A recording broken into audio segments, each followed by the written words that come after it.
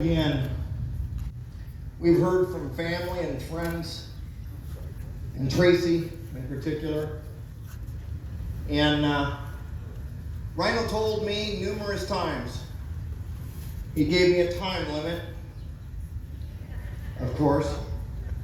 But he knew I was a preacher, so he knew that wasn't going to work either.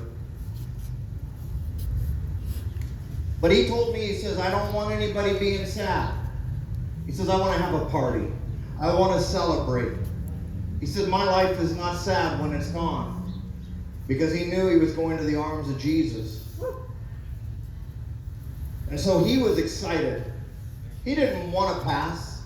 He didn't want to go through the process. But he wanted us to know that he was excited to go where he was. We've already had some music. There's food. So that part of the party is here. I've got my own stories about Rhino. I met him 11, 12 years ago on a run. I was asked to pray for him. And I asked his friends, I said, well, is he going to let me pray for him? And they said, absolutely not. I said, cool, that's awesome. I said, can I bless his bike? And they said, oh yeah, you can bless Sharona. He loves that bike. So that's how we met. I prayed for him, prayed for his bike. We rode together for a long time, and we became friends, and then brothers. There's a few things that were kind of signature Rhino. When you met him, he made you feel special. Some people were more special to him than others. But he didn't mean that disingenuously. When he made you feel like he cared, it's because he did. Rhino had the ability to care for idiots. I mean, people would come in and they'd just be stupid in the booth, and he'd tell them that they were dumb.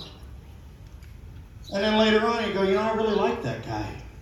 And I was like, okay. Already talked about his generosity. I'm sure everybody here has been part of one of his fundraising campaigns. If you haven't, you missed out. That brother could guilt you into parting with your money faster than anybody I met. But he didn't do it for the limelight. Yes, he had presentations.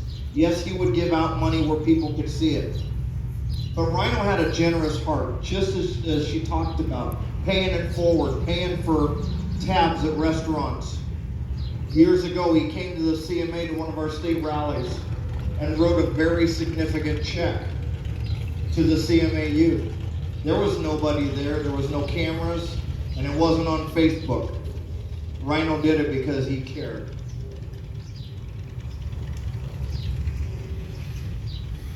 Rhino was a biker with a capital B.